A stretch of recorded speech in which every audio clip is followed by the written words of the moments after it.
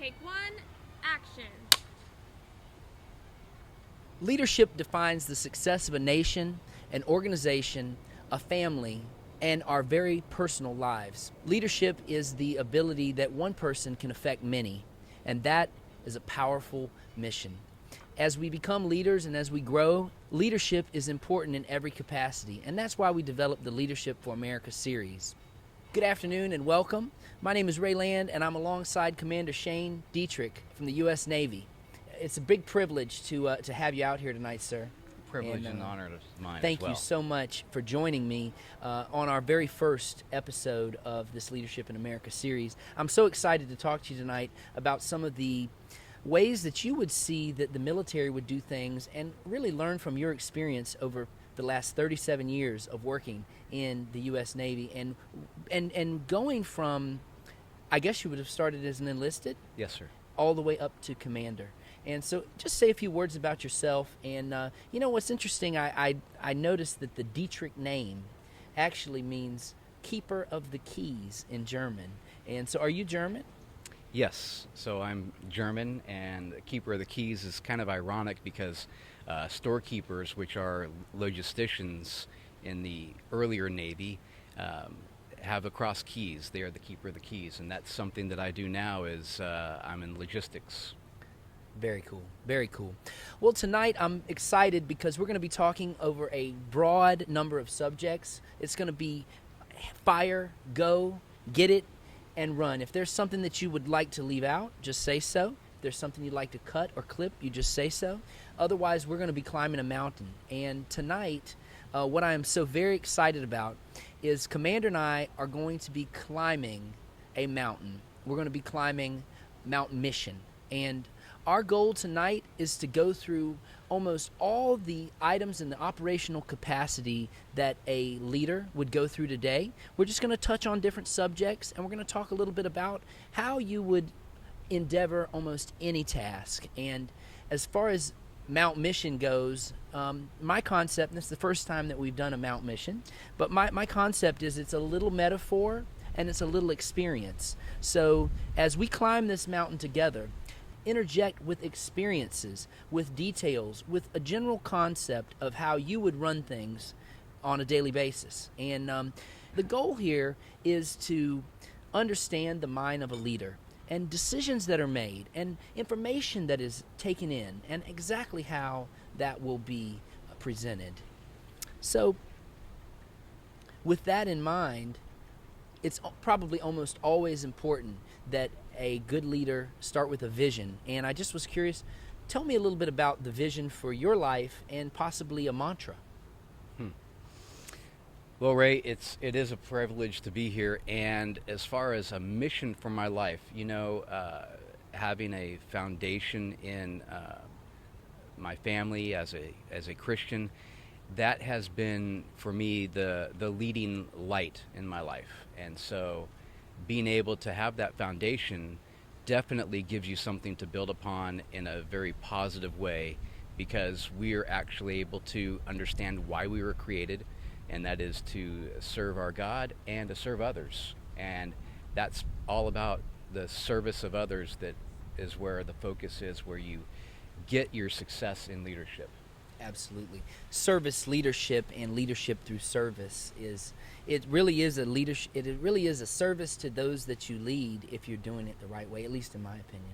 It is, and that's where you find your greatest reward, is when you're serving others. Thank you. Well, as we take off on this Mount Mission, I guess the goal is like this. It's a big high mountain. We don't really have much equipment, but we can source things. We can get things in. We have a team, and if we can get to the top of this Mount Mission and place a flag, we own the mountain. That's our mountain. We have claimed that mountain. And our goal tonight will be to climb that Mount Mission along with its treacherous and plant that flag at the top, and then scale that mountain down the other side and be able to see the bright light of day again, where our mission is complete successfully. And so just to get started with that mission, I guess I would say, given that task at hand to climb the mountain,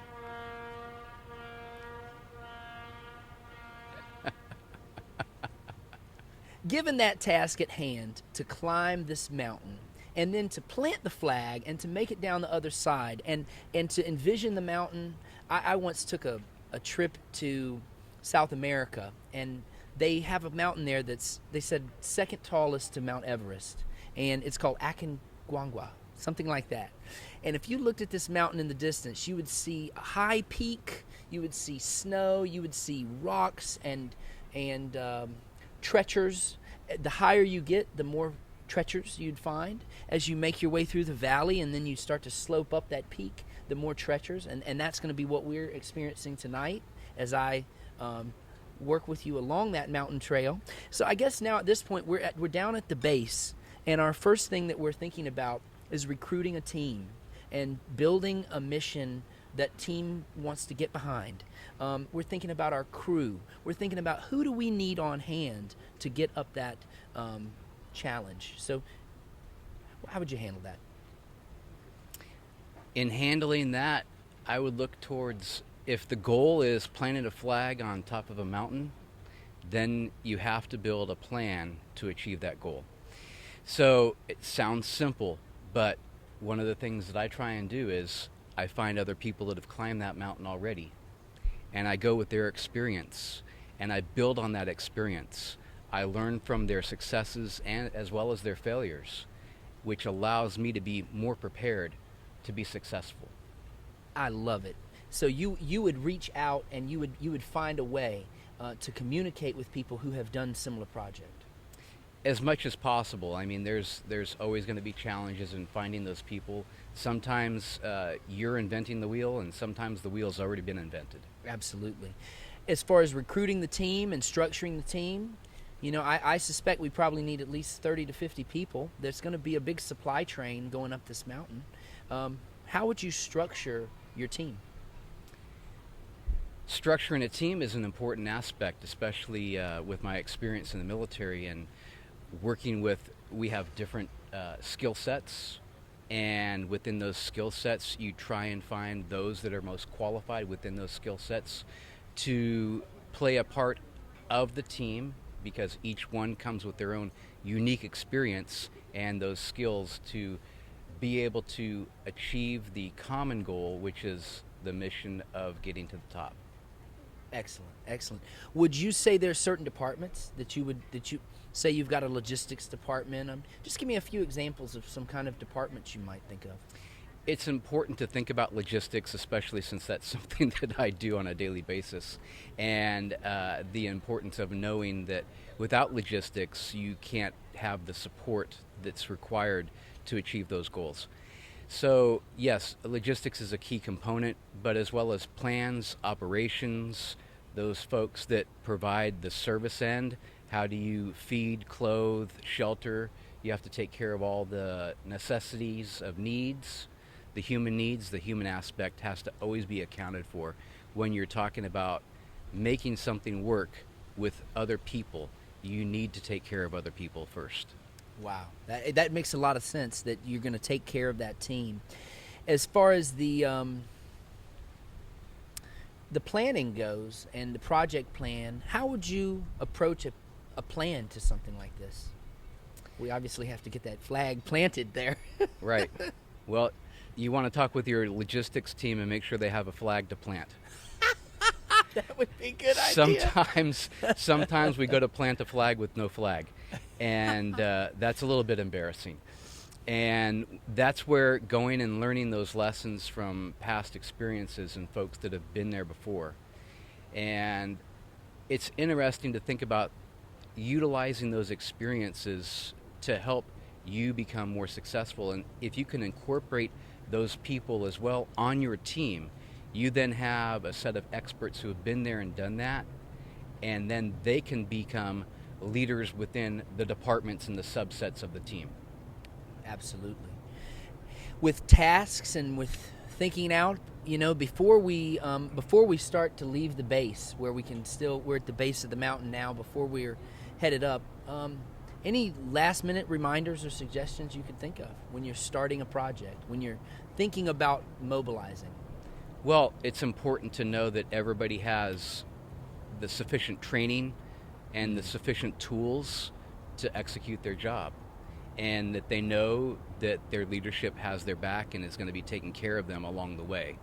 That if this is a no-fail mission, which most of our military missions are, and we have contingency plans in place that will help us to maintain our focus. If somebody is injured, we have medics on spot, and if somebody has other critical needs, like they have to be sent back for whatever reason, we have the ability to be able to do that. Excellent. Absolutely. That makes a lot of sense. Well, thinking about where we're at tonight, and before we take we're going to take a little break here before we head up that mountain. We're in beautiful Jacksonville, Florida. It is beautiful. Seated next to the Main Street Bridge, and I just think it's a beautiful shot and a beautiful background that we have here, and a beautiful place to be. It's a nice weather tonight. Any thoughts on that, on our location? I think that Florida's a beautiful state, and it's got some great weather and some great scenery, and it's been a pleasure to be here for an extended stay. Excellent. Well, you know, I always think as a Floridian native, I always think it's our privilege to welcome you to the state and to say we're glad you're here. That might be Southern hospitality. It might just be a Floridian or Rayland, but anyway, we're glad you're here. And so now we're going to take off up that mountain, and as we start to head up the mountain, you mentioned a no-fail mission, and I think that's an important factor. What kind of elements goes into a no-fail mission? Well, a no-fail mission is definitely got everybody's attention. It has the attention of the people at the top in the leadership perspective, and they're looking at it from a very strategic vision, strategic outlook, and they're trying to make sure that everybody on board the team has the same vision, that they have the same goals and the same purpose. So with that unified intent, unified spirit, and keeping everybody informed, and how communication is a critical part of that, and ensuring that the communication piece is always in operation. That communication piece can be the verbal communication, it can be the email communication, it could be the radio communication, it could be signals communication.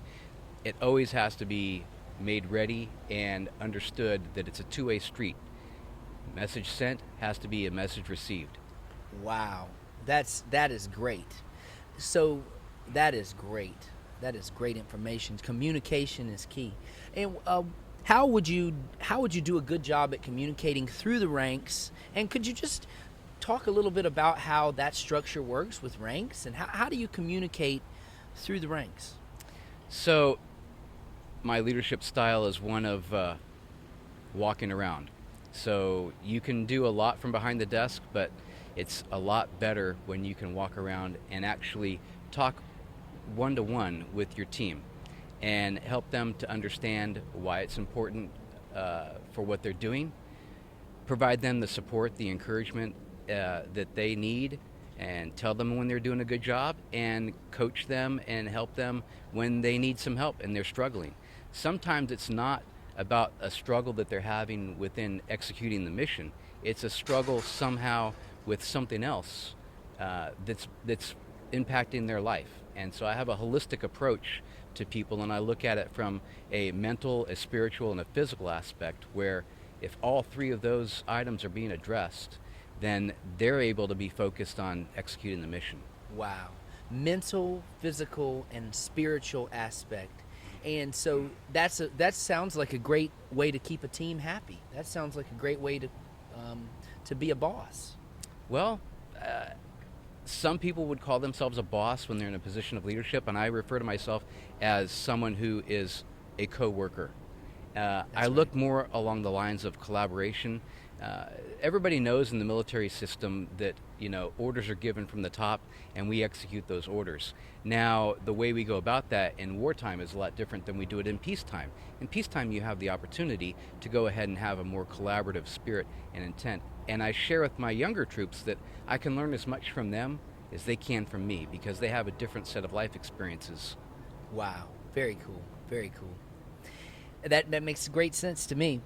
You mentioned redundancy, And I'm curious, in what ways would a leader or a manager actually get redundancy into their organization? How would you make that happen? Redundancy is looking at where there's critical points that could fail, and how do you have a backup plan B to support that not failing. So should the power go out, do you have enough generator support? Should there be a first aid situation, do you have a first aid station located outside of where the emergency is happening? So you have to have additional resources, and sometimes the funding is the biggest challenge in achieving the goal of having a redundancy. Wow. But it's like that. As far as with people, how would you create redundancy with your team, within your team? So you would do a lot of cross training where you take skill sets and people and you allow them to be able to plug and play in a different position. So whatever their current position is, you also have them train in a secondary position so that if they have to compensate and support that other position, they're a good backup and they're already prepared. Wow. So that is the way to do it. You would have them cross-trained in different positions, and so they could move from place to place. I love that. So we're making our way up the mountain, and as we take off, a big question is sourcing. Where do we get our supplies? Where do we get our materials? How do we find good vendors? How do we find good companies and good we have our staff, but also we have our vendors. We need suppliers that can keep our mission afloat. Advice and thoughts on that? Well, we're always looking for people that have past performance qualifications, and past performance to me means that other people have utilized their services, whether it be contracting, whether it be support staff, whether it be providing training. And if their past performance stands the test with a good rating from other people, then we typically will give them a try. Sometimes you're able to give them a trial basis, and it's important though that they understand completely the requirements that you need them to execute. And sometimes you have to adjust those requirements as time goes by, because not everything starts off and goes as smoothly as planned. Absolutely. What a good point. They need to understand the requirements. And how would you go about developing those requirements? So you have to understand what it is clearly that the goal is. What is the required goal? And if that required goal is to plant a flag, then you need to develop that team that can achieve that goal, and you need to develop the support staff and the mechanisms to get there. I got it. And so as we take off up the mountain, at first everybody's excited. It's a new mission. Everyone is excited. The early excitement. How do you react to that early excitement that everybody seems to have? How do you react to that early excitement? So it is an important aspect of our emotion that we don't let our emotions get the best of us. And in leadership training and development, you try and help people understand that emotions can be overwhelming. They release a lot of endorphins, and they cause you to possibly think differently and act differently than you would normally think in a less rational capacity. So trying to maintain a rational head. All right. What we'll do is tape that back. That'll work. Okay. We're going to back up a little bit because that was excellent. And this is easily cut. Cut. Yeah. Awesome. Thanks, guys. Thank you.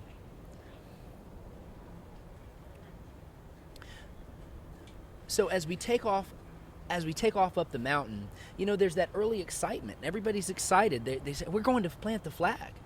How do you react as a leader in an effective way to that early excitement for taking off on the mission? That early excitement is always expected, and you want to have that energy. But you also have to realize from the leadership perspective that you want to maintain a level head, and sometimes the emotions can sweep you up and you can be caught off guard. Sometimes emotions will play tricks on you and have you thinking things that you shouldn't think that you would normally do in a rational way. So it allows you to take a step back and look at things in a less emotional state. I see. And so you would call that strategic, or what would you call that? So leaders should look at things from a strategic level. Strategic level. And when you're looking at things from a strategic level, it's encompassing the entire picture. You're looking at what is the goal, what are the challenges, what are my preparations, do I have enough of what I need to get there and achieve that goal? Awesome. Amazing. And so we get through that part of the climb, and things are going on, and I think this would be probably a great time to cut, and let's just see where we're at with everything. Okay, great job so far. Excellent. Okay, that's a cut, everybody. Wow, Thank you. Well, what's something I've been interested to know about? Headquarters. I first learned about headquarters at FEMA because their headquarters is their DC office on C Street. And then I did a little research on headquarters, and in the military it means something a little different. It means, well, maybe you could tell me, there's main headquarters, rear, TAC, so like a forward, main, and rear. Could you describe that process to me? So a headquarters is just a place where you have the folks together as a team that are going to oversee the operation. And so that's going to either be the forward folks that are going to be in the operation, or it's going to be the back folks that are going to be in the backside supporting the forward team. I see. So, as we make our way up this mountain tonight, could you please just describe how that headquarters might move forward, how a forward team might advance, and then the main base move forward, and instead of just scaling the mountain one piece at a time, move the site forward like that, if you could. Well, before we even take off and move the site, Okay. we need to make sure that we're all trained and ready to go. And some of that training is going to take place in the sense that you're going to simulate what it's going to be like as you go up the mountain. Wow. You're going to simulate all of the different scenarios that you could come into play with.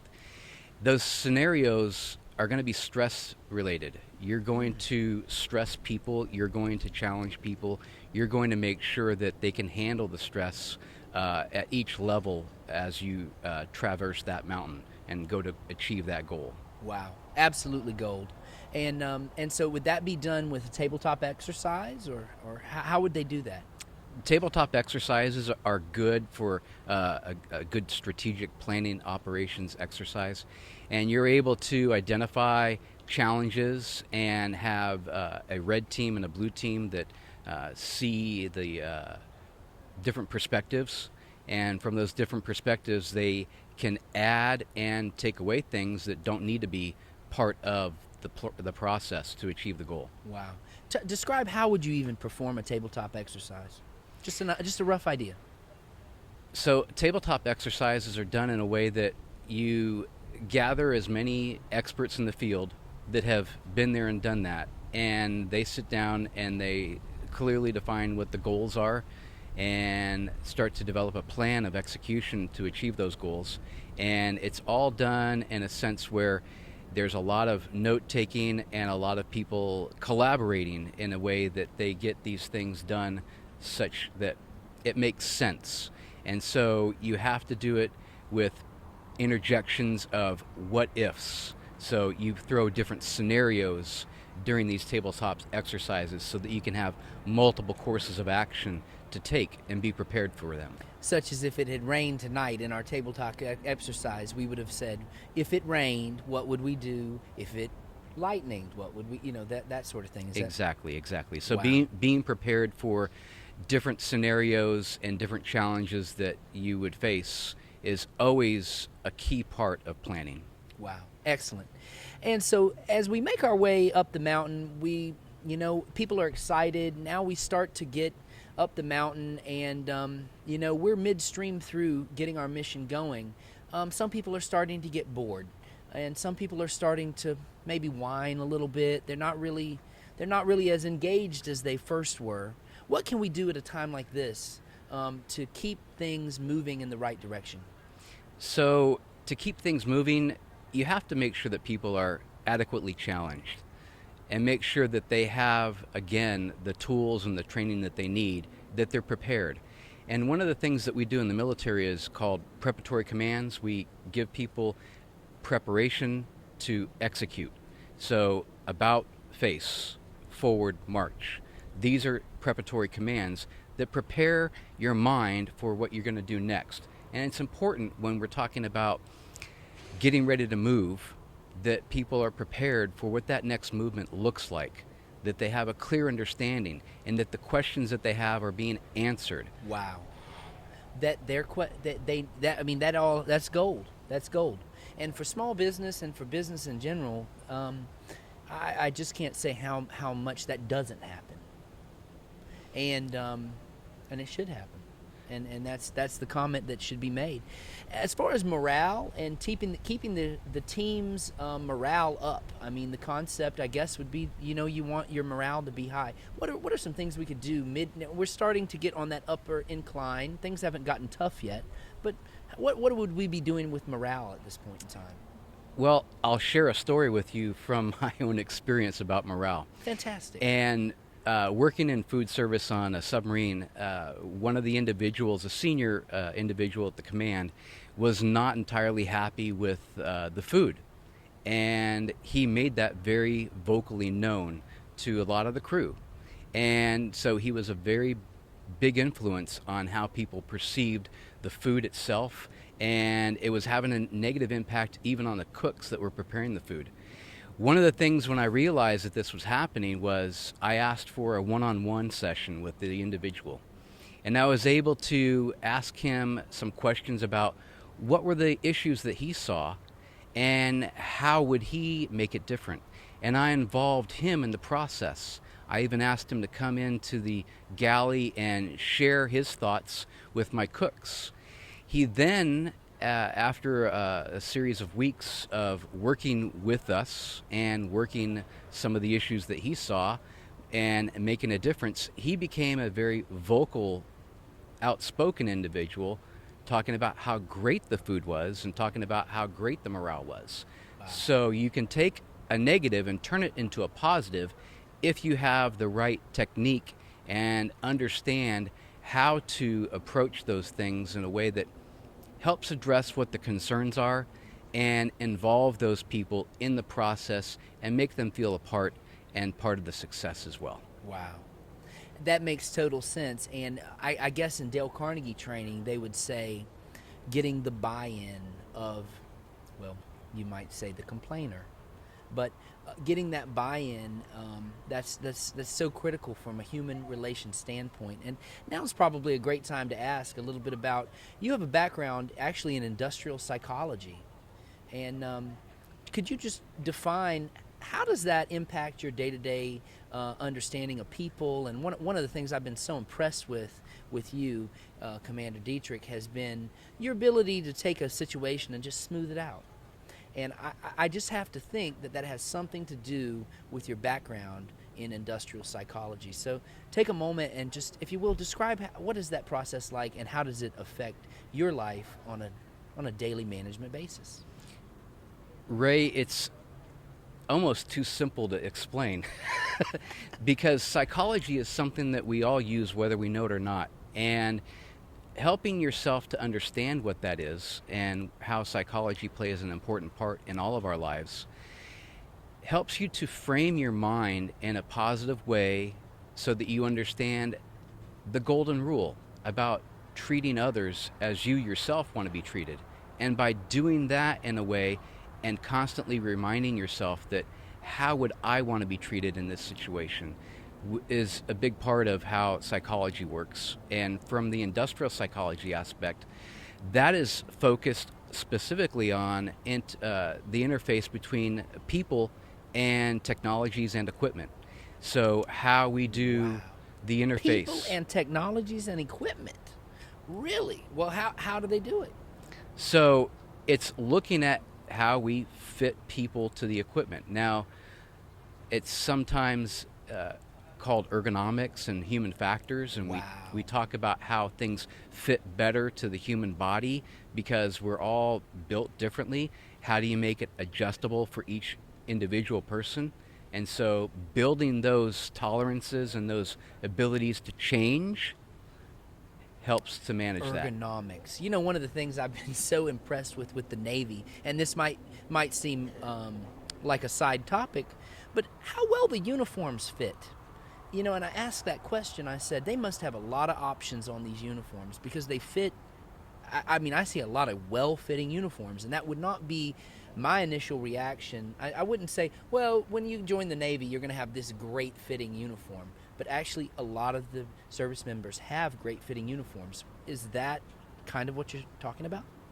So that is one aspect of it, you know. Just at least one part. Yeah, sure. Being able to have different sizes to tailor each individual's body shape and being able to make them look uniform, which Yes. is what a uniform is supposed to do. It helps us to stay in a uniform mindset going towards that common goal. It builds teamwork as well. I believe that. I believe, especially relating to uniform. That's interesting. What do you wear down there on the submarine? We wear coveralls. What color? They're blue. Blue coveralls. Mhm. Okay, because you don't see that out and about much. But hey, why not? Well, we're still headed up the mountain, and as we are starting to make that incline, you know, we start to hit the rocks, and we start to see that things have gotten a little tougher now, and that we've got a big job at hand, and the excitement has died down, and now the boredom has probably died down too because stress is setting in. And as a leader, stress is setting in. How would you address stress in your personal life as the leader, and then stress among your team members who may not be handling that stress just as well as you are, or maybe they're handling it better, or maybe, you know, there's a big balance there between how stress is handled and what even is stress. Talk a little about stress. We've all worked for different people who have showed their stress in different ways, and I think it's really critical for people that are in positions of leadership and management to be able to really understand how to curb their stress and not show that in a way that would be having negative impacts on those around them. When there's a situation that is stressful, you look to leadership to be not stressed, to be the calm in the midst of the storm. And it's important that from a leadership perspective that you learn how to handle those situations. And sometimes it's through the training that you go through, sometimes it's through the experiences that you go through, that you start to see your true character come out and how you handle yourself in stressful situations. When I was much younger, stress was getting the better part of me, and it was causing some stomach ulcer issues. And so it does manifest itself in different physiological areas, and we have to take care of our own selves, and managing stress is a key part of that, especially from a leadership perspective, and how you help others to manage that stress by helping talk them off the cliff, by helping sharing with them, hey, it's not as bad as it seems right now. We're going to get through this. Being an encourager, a supporter, somebody who has a positive attitude, that has been one of the things most beneficial. Wow. I'll tell you, that one really hits home with me because it was not so long ago that my company were near bankruptcy. And at that time, my second employee came to me and she said, Ray, does nobody want to see you like this? It's not really encouraging. And at a time when I was totally beyond stressed out, my number two person came to me and she said, nobody wants to see you like this. You're too stressed out. It's not making things better. It's actually not making things better at all. And so as a leader, and you're going through that stressful situation, what advice would you give to a leader that is going through a stressful situation and it's not going to help things? How can you cope with that personally? And really, what steps would you take? Helping to understand what is the source of that stress. Is it something that's going on within myself, or is it something external? And helping to understand that will be your key to targeting how to fix it and how to really make it better. As a leader, you're looking at different aspects, and you're also reaching out to other leaders who have shared experiences. You're reaching out to your mentor. You're reaching out to those folks who have been there and done that, that believe in you, that you believe in them, and you already have an established relationship. Wow. Talking to other people is a big thing in helping get through that. Isn't that something? Wow. I mean, that just light bulb. That's awesome. So, getting through the stress, and one issue that we run into is people then get tired. I mean, they're starting to grip into that side of that mountain. We're really climbing now, and people are getting tired. The stress is building up, and how can we deal with exhaustion? Well, exhaustion is a byproduct of an exhausting situation where the stress levels are high. So sometimes you have to take a pause. You may have to readjust. You may have to change the course of the direction and the speed at which you're trying to achieve your overall goal in order to preserve the team. You have to be able to monitor your team in such a way that you understand when they're being stressed, and that is done by engaging with them, asking them how they're doing, providing them support and encouraging feedback at every aspect of the target Wow. approach. So you may actually have to adjust your approach. You may have to adjust that makes perfect sense to me. And could you just repeat that part?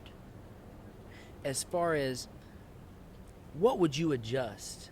The time, the quality, or the dollars? You know, as we know in project management, there is a triangle of quality, time, and money. And at least that's how I learned project management. It has been a mainstay learning effort for me. I think you said add time. If time is what is needed, then you would add time. Time's a critical element, like so is the budget and so is the progress. And you want to be able to continue to stay on course as much as possible and maintain speed and course. But sometimes you have to adjust speed and course. There may be obstacles that you didn't plan for that decide to get in your way. And unless you change speed and course, you're unable to navigate those obstacles and continue on the mission and still achieve the goal. You have to be able to adjust when necessary. Well, the first problem has occurred, and we have staff that are squabbling. In other words, some people want control, some people don't want so much control. Staff are squabbling. We have a problem within our organization. We're climbing the mountain, people are not getting along. What do we do? Well, when you have anything dealing with people and you have these challenges that sometimes come up, and you have to sit down and talk through those challenges. You have to understand where they're coming from because they have their own experiences and their own perspectives. Something may be physically going on with them. Maybe the food isn't settling well with them, and you have to understand what that is having an impact on them. Sometimes it's some other personality that is rubbing them the wrong way, and how do you possibly put up some safety nets for them to be able to work together but not have to work in such close quarters together, but they still have to achieve their goal and stay on focus. That's where a lot of the training comes into play. The training is a critical aspect because you can always fall back on your training and work through some of these problems if the training was sufficient. Sometimes we need some remedial training, some additional training. Wow. I see. They fall back on the training, and then there's remedial training. That makes perfect sense. Now, meanwhile, we're encountering these issues as we climb, and one question is, how do we remain organized as a leader? How, at this time, at this present moment, our emails are coming in. We're still having to check emails. We are still having to remain organized on a daily basis. Stress, tiredness, staff morale, squabbling, issues. We're climbing a hard part of the mountain. How do we stay organized? How do we keep it together at a time like this? Keeping yourself organized is, again, important if you're going to be successful. There are some people that would be chaotic, successful people, but I don't think that that's the norm.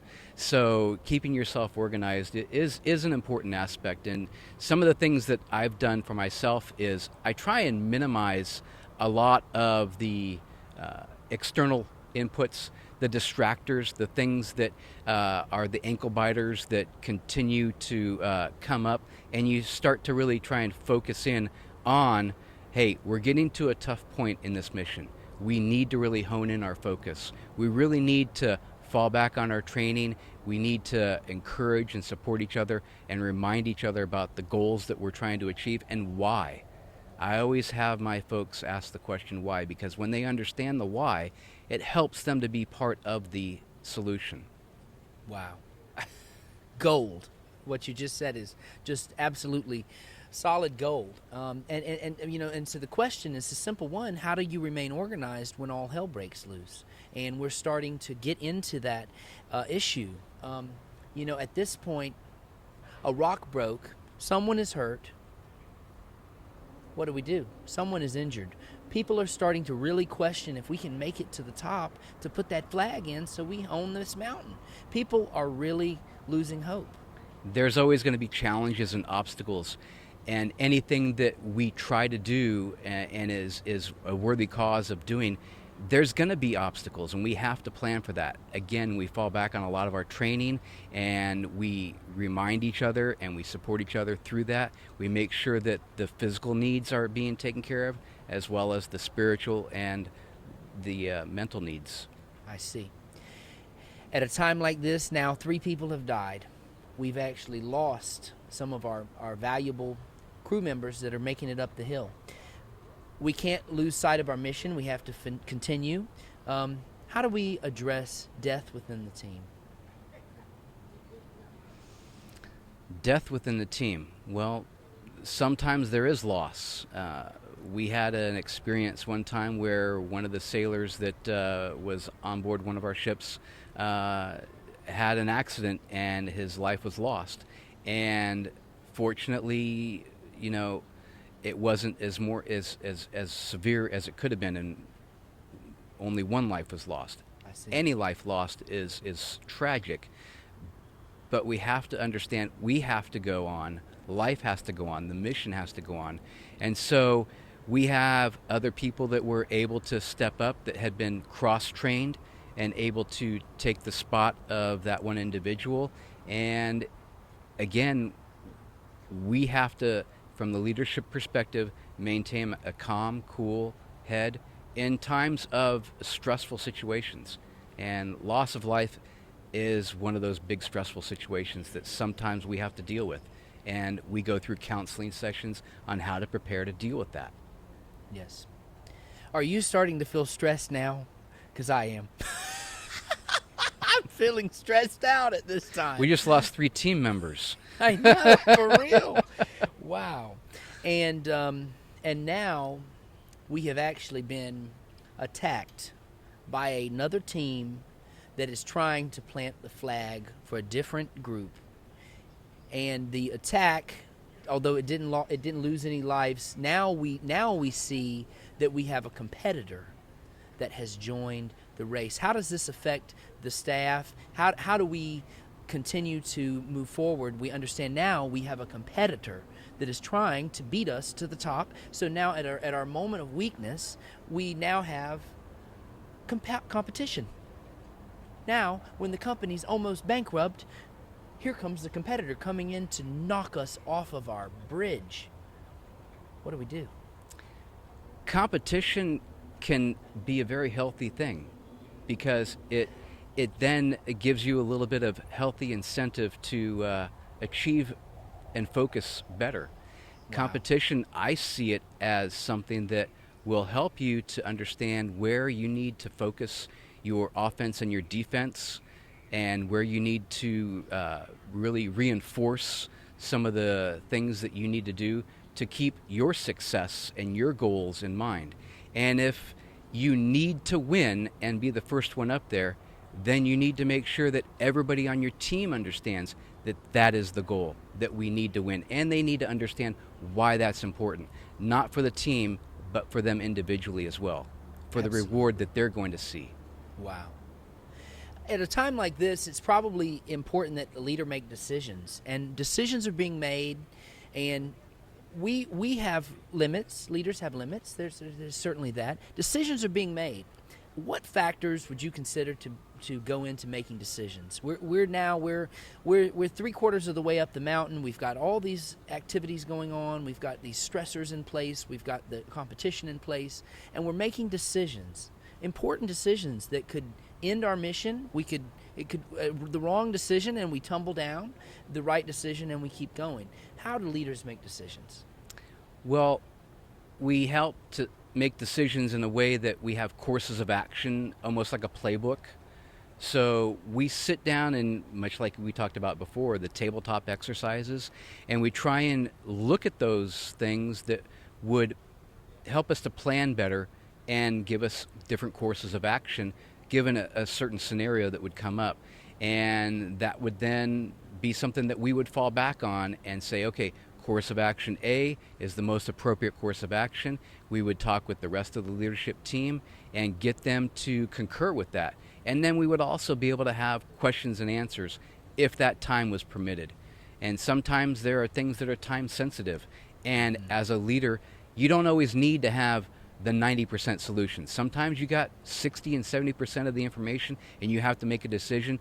You got to go with that. You got to go with your experience, with your gut, and knowing what's right for your team, for your mission, and knowing that that's the best decision that you can make at the time. Absolutely. And at a time like this, somebody said, where's the earned value management? Which is to do with the earned dollars compared with the planned dollars, and then we have the net. So we're doing now financials because that's how it works. Now we're having to look at the numbers and take into consideration the dollars and cents to our scaling operation of this mountain. What would you look at would you have done things in advance of this? How would you have a concept that we're going to meet budget? Well, we're always looking for process improvement, and that plays a part in how do we meet budget. If there's an opportunity to change some of the material that we need to a more cost-effective material, maybe the staff is large and we can right-size that staff and get it to meeting the requirements with a smaller staff and still maintain the safety net and the redundancies that would be critical into the success and keeping the bottom line always the bottom line. Excellent. You know, with all this in mind, we have some issues within the organization, again, that have popped up. And one of them being that a certain team member is controlling and the other one has adopted a I don't really care attitude. They've withdrawn. Now they're still present. They're physically present, but there's a withdrawal there within that person, and then within the other person maybe a control factor. How would you deal with the withdrawal of that individual? So if an individual is withdrawn, you have to try and find out what is the reason for that. And looking towards that, you may want to reach out to whoever they're already close to. You may want to see if they have a teammate, a partner that is helping them through this time, and find out what's going on with them. And you have to have some compassion and see where that individual needs to have some counseling, some support, some networking, and hopefully their mentor or their teammate can also play a part of that. I like to see things taken care of at the lowest levels possible, and that's why I build mentoring teams where individuals have somebody that they can reach out to so that they can get questions answered and also have somebody who has more life experience than them, who may have been there and done that and have already gone through this period of time in their life that they're seeing themselves now, and they can share with them their experiences that, hey, this is how I made it through. Heck yeah. Now we're starting to approach the peak, and that's great news. No doubt, it's great news. now is the time when we're neck and neck with our competitor. And if we could push the pedal down just a little bit harder, we have to go faster, we have to go stronger. But if we could make it and get that flag planted in. What do you do as a leader when that time comes when you really need to push the pedal down? We're almost there. If we could just push the pedal down. You know, when we started up this mountain, we had a lot of different positive energy going into it. And as you start to see the light at the end of the tunnel and the goal coming closer into view, you can utilize that same energy from the very beginning. Wow. And you can start to really harness that and focus people in on, hey, we are almost there. You have to be the champion for that. Wow.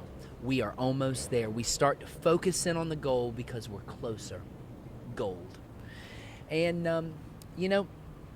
so, yeah, I feel that energy. I already feel it coming back. I'm less stressed now because this has been a very stressful situation. But I'm starting to feel that we're making our way up the mountain. We're on target with budget. We're pushing the pedal down with that energy in mind, and we start to approach that crescent. We start to approach. What do we do? What do we do? We're a submarine, and I guess we've been below for so long, and now we're coming up. What's the feeling like? What does that feel like? Well, because we've trained for what success is supposed to feel like, we've trained for what planting that flag is supposed to be like, then now it's a matter of execution. Sometimes the planning is the most exciting part, and the execution, when it finally is executed, it's kind of like, wow, okay, we've done it. So it is sometimes an interesting feeling when you're like, okay, now that we've done it, what's next? We got to do something else. And so then you use that energy to build the next plan to achieve the next goal, and you want to continually build on that. And you want to then reinforce the training. You want to look at new training techniques, new technologies, new opportunities, because change is something that we really have to embrace, especially in the speed in which technology is going these days. We have to be on top of that change, and we have to be embracing that change and helping our team to also be understanding why they need to embrace that change. Wow. I mean, you've really hit it head on, and so we're coming in, and we're almost at the peak. We're beating out the competition by a thread, and we get there, and it's time to plant the flag. So just take me through that process. Okay, so when the mission is coming to completion, well, we still have to make it down the other side of the mountain. Okay. But we are at the point where we're going to plant that flag. We Right. still have a whole other side of the mountain to go. Right. But how would we approach that? well, we have to approach it with humility because, it's one of those things that if we don't, we can think more highly of ourselves than we should. And other people may have already climbed this mountain. We're just one team that is doing that. And we need to be proud of our success. We need to share in that accomplishment with our entire team. And we also need to reward those who have done an outstanding job. Everybody on the team who has contributed to that success needs to be recognized for the accomplishments and the fact that as a team, they have done something significant. And it just reinforces that they want to continue to do more successful things with that team. Wow. And is now a time that we would do some praise and recognition. If you could talk a little bit about praise and recognition and maybe even celebrating the accomplishment of goals.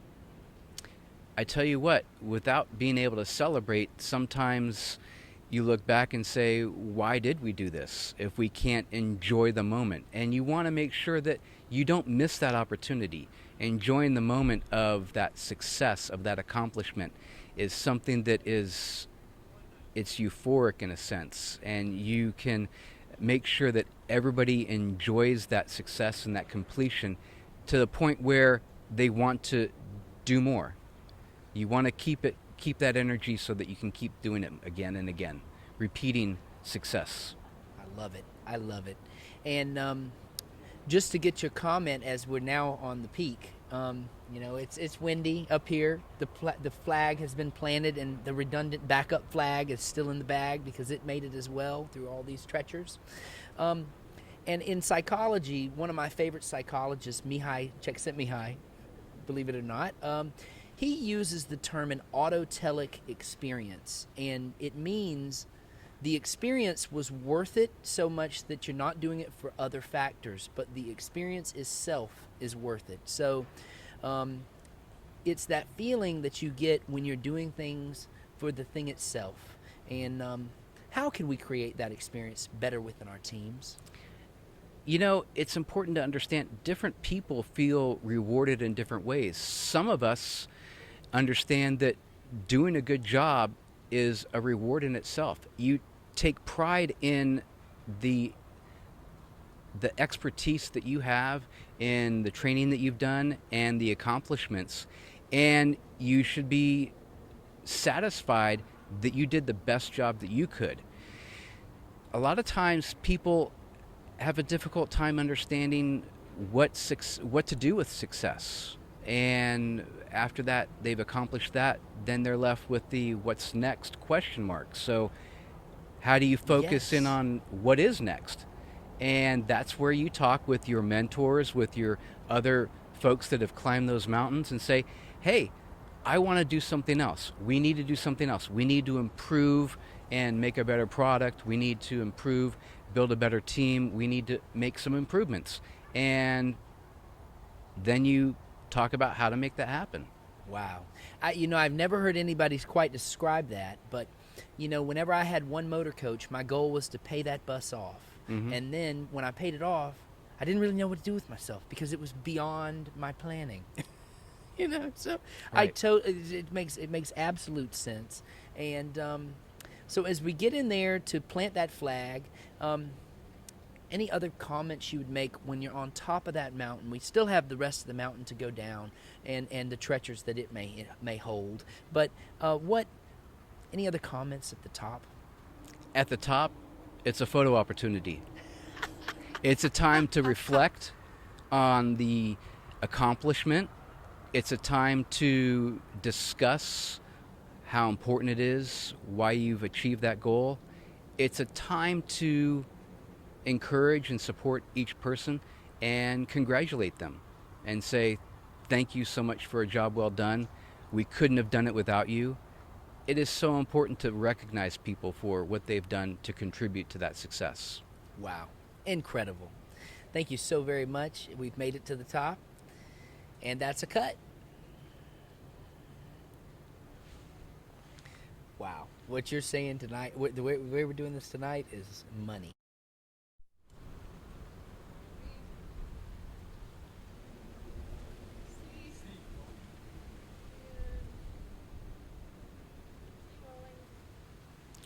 Red, red, red, red. See, you can see it from there because yes, you can't. I cannot see all of them because of the side of the light. There's 4 red dots. They really should put it on the top. Speed.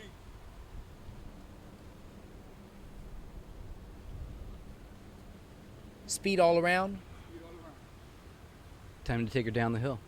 Take her down the hill. All right, take 3 and action. It's especially a good night because we've actually been able to plant that flag into the top of this mountain, and now the mountain is ours. Mount Mission is ours. And, I think that that's a huge accomplishment because we've gone through a lot of the processes that leaders and people in business would go through on a daily basis, on a weekly basis, on a moment-by-moment basis. And as we go down the mountain, we're talking about demobilization, and we're talking about there's still a job to be finished, but the goal was attained. So that's often the case in business and in life, where the celebration is over, recognition has been done, but then we look at it and we say, wow, well, we still got to go down the mountain. What would you say at a moment like that? So it's important also to realize that, hey, we've got this one success. We've achieved this one goal. Now let's continue to look at what are the next goals. You need to be thinking about the next 2 to 3 goals in advance. That's that strategic vision that we talked about earlier. And always be planning and preparing for the next goal. If you don't do that, it causes people to be complacent, and it then you feel satisfied with achieving one thing. And you should always be looking to continue to achieve, improve upon success, and enjoy those moments and look forward and embrace the future successes. I love it. I love it. And you know, as we go down the mountain, it's not so hard to climb, but we have to remain consistent with supplying, with the business of people. We have to remain consistent. How do you remain consistent and maybe even motivational at a time when things are on the decline? I mean, it's still good, but certainly we have a big job to go. Remaining consistent in a dynamic and always changing scenario as we do. We go through peaks and valleys all the time. And consistency is a big part of success, because people want to be able to know that you've set the standard, that you can maintain the standard, and consistency can be expected from you and your team. And if you can do improvements within your team, improvements within your training, always be looking for those opportunities. Always be looking for opportunities for process improvement and for ways to make things move smoother and better, more efficient and effective. Absolutely. And at a time like this, you know, one of the things that comes to mind is that leaders are constantly, they're looked at as a person that, you know, maybe the skill set isn't always the most important factor. Maybe there are things like the ability to lead people and to be a communicator and to do all these things that you just mentioned. And I think it has something to do with perspective. What would you have to say at a time like that about leadership perspective? Well, perspective is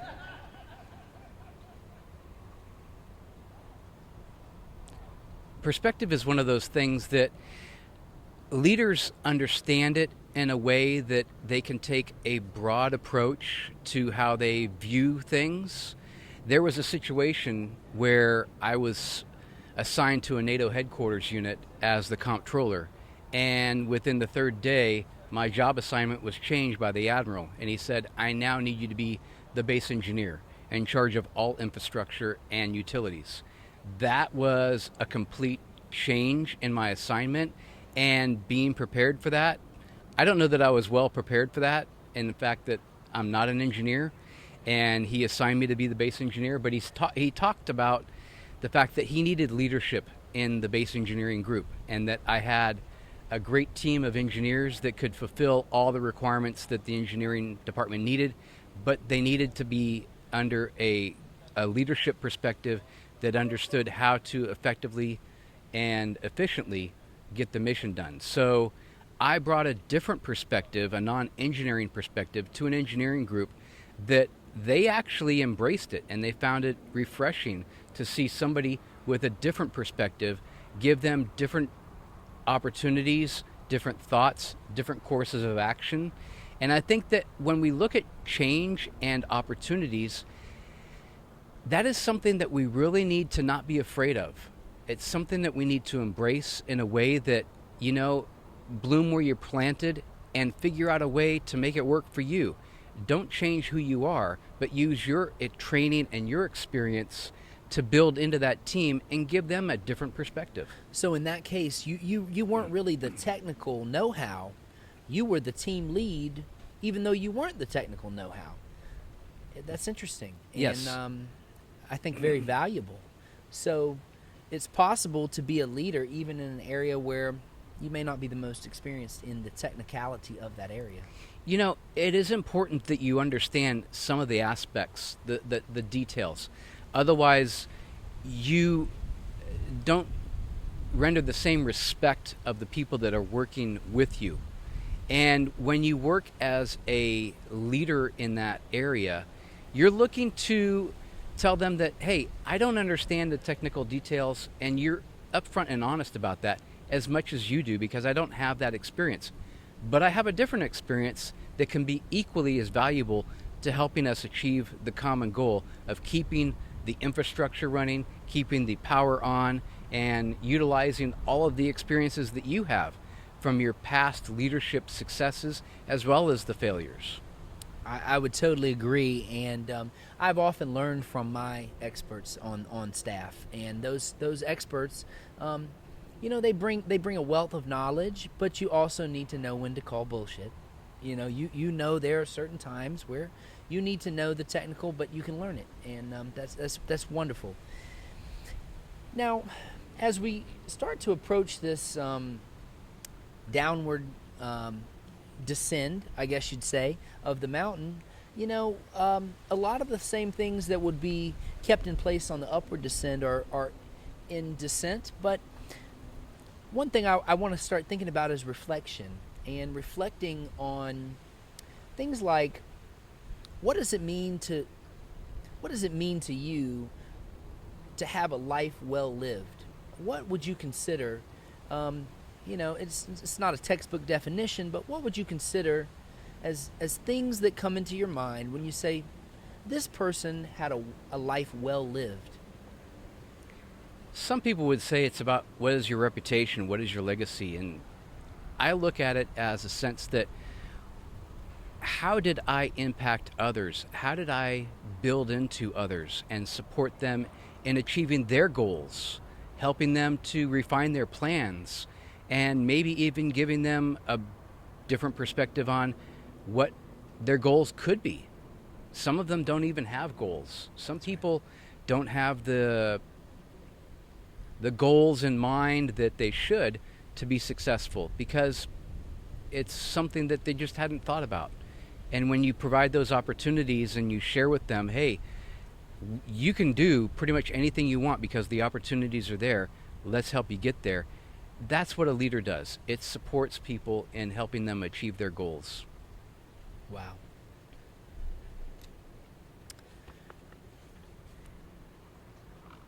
This part will be cut. This is a page flip.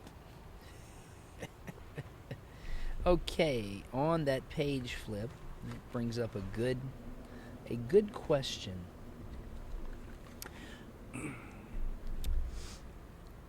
I would say my favorite psychologist, Mihai Csikszentmihalyi. I enjoy saying his name just because it's so ridiculous, but he says that the expression of life is when you feel more alive, when you express who you are, and then you say, actually, yes, this is who I am, and it feels like life matters. He states that external forces control some people's lives, and for other people's lives, they own the control of their lives, and their passion about life is the differentiator that makes them feel truly alive. They feel like they're carried by a river, that they have an internal force, and that they have the balance between what can be done and what they can do themselves. Does that make sense? And if so, the concept here is there are external forces, and some people are carried along the river of life, just being battered and taken where life takes them, and some people are choosing where they go and making. You said that people don't always have goals, and I agree with that. And I guess my question with that is thoughts on being battered and taken by life, and versus taking control, taking life by the horns, and really steering your own life. I truly believe that everybody has within themselves the ability to be successful in their own rights and define their own success. And it's a matter of perspective. It's a matter of positive thinking as well as ambition. And ambition, to me, is like a foundation for where success and leadership are a product of your ambitions. Now, your ambitions, we don't always get to the place where we're at because we're all that. We get there because other people build into us, and iron sharpens iron. We become better together, and that to me is the best of both worlds, because I love being able to build into other people and to help them achieve their goals, like we've said, and just help them overall. A lot of folks are in a situation that, through no fault of their own, through circumstance, they need some help and they need some assistance. And so it's important that we understand that perspective as well.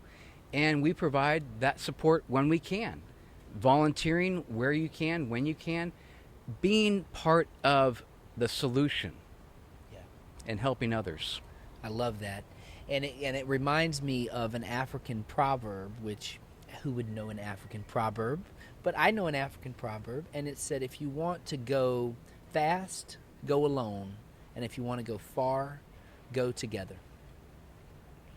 And I think that's kind of what you're saying there, is that when you build upon other people's strength, then you can take it from there. It just makes a lot of sense. Absolutely.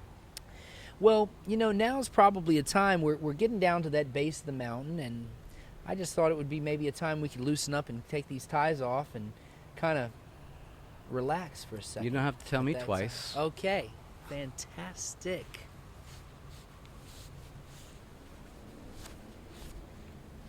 I like the double Windsor. This knot has served me well, and it's a balanced knot. I think that people usually that like to use the double Windsor are detail oriented, because it's a little more work than the sided knot. What was your knot I saw there? I think it looked It like was a a double single. Windsor. Oh my God! It's been a while. Well, one of these days I'll teach you the double Windsor. Just kidding. And teach me how to do a bow tie. Now that one I couldn't do.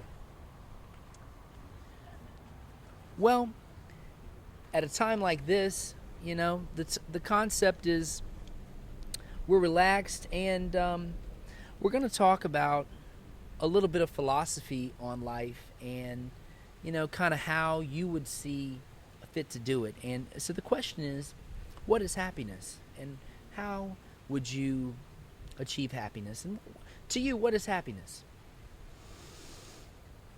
What is happiness? Well, we were created for two things: to serve our Creator and to serve others. So if we're doing what we were created for, that's where I find true happiness. Absolutely. So you find that you find that fulfilling. That's amazing. Absolutely. Absolutely. And if you were to be a candy bar, for example, if you had to pick a certain candy bar that you would be, what candy bar would you be? You couldn't have picked what favorite car I would be. Okay, so what favorite candy bar? Let me think about this. We are loosened up a little bit. That's right. I would enjoy being a Reese's peanut butter cup Hell yeah. for a couple of reasons. One, the combination between chocolate and peanut butter is fantastic. It is.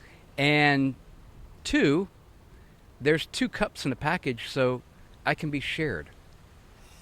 Yes. Absolutely, on the Reese's peanut butter cup. Now, what's kind of interesting is whenever they asked me this question, they said, what song would you want to hear for the rest of your life? And I don't know if the song was on repeat or if the song was just the only song you could hear. I'm really not sure. But the question is a simple one. If you could have one song for the rest of your life, what would it be?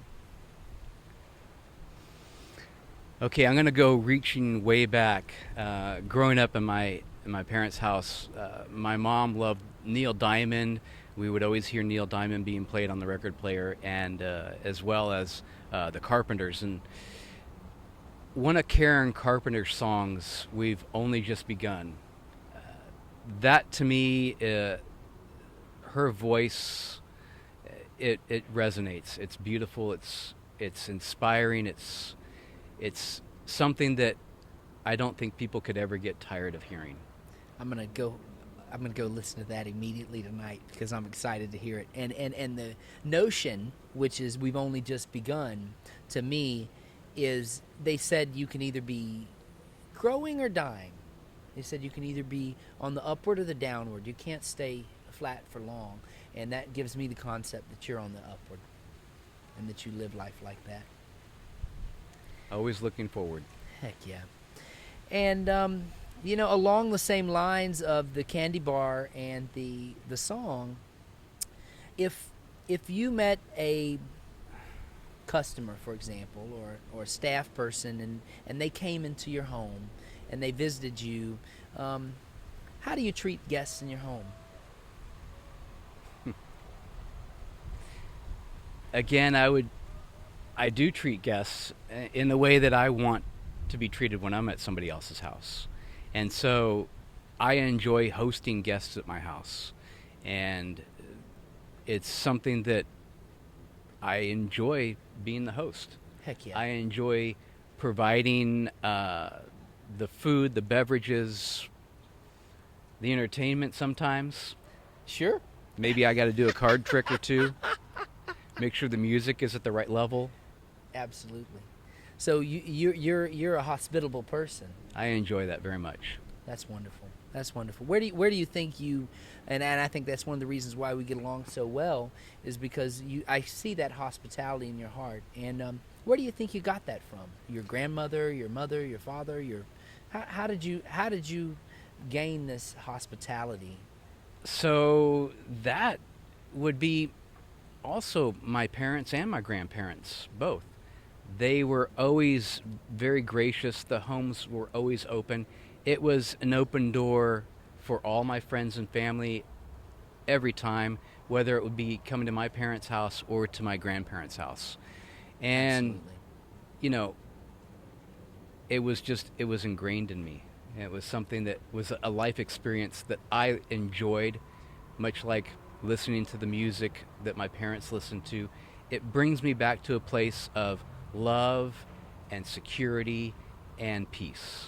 Absolutely. Absolutely.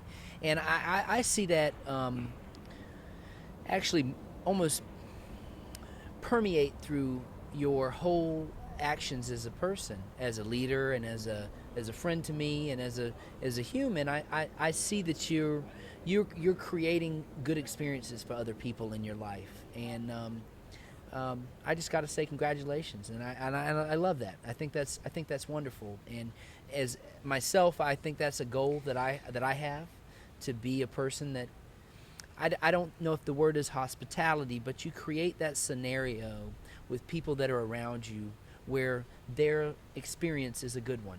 Absolutely. Absolutely. And that's one of the main reasons why I just really wanted to have you out here tonight, and really truly appreciate it. As we make our way down the mountain, you know, there's a big question that lies with so many people, and with me, and with everyone. We look up at the stars, and we look at the sky, and we look at the earth that we're on. Now, at one time they thought this was a flat place. You know, now we're aware it's a round place. And we see in distant futures a planet far away and beyond, maybe even galaxies. What's out there? What's out there is our imagination. We have an incredible intellect we were born with, and the sky is the limit. It's our imagination. We have come so far, and we can achieve great things together, no matter what it is, if we put our mind and our heart into it. Absolutely. Absolutely. And you know what, one of my concepts in life has been the difference that one person can make. And you know, we're constantly reminded with the concept that one person, we hear these people's names. We hear names from 500 years ago, from 1,200 years ago. We hear names from thousands of years ago, even up to maybe the beginning of recorded history.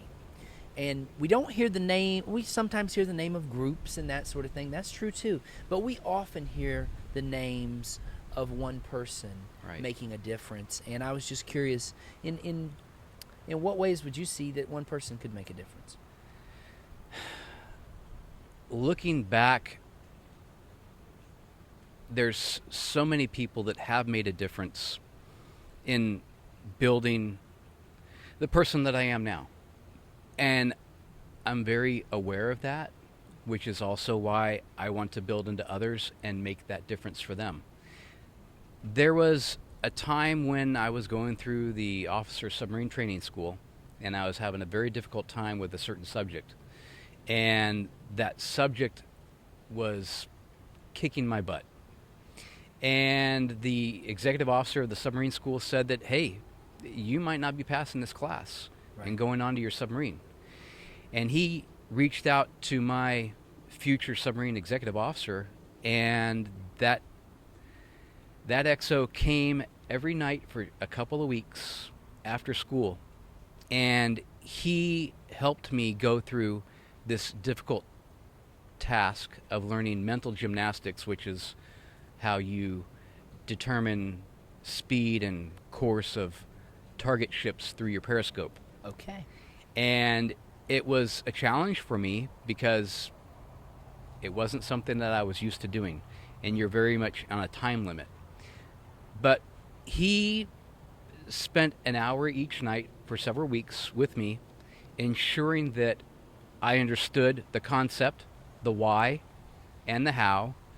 And that time that he spent with me allowed me to pass that class and go on to that assignment.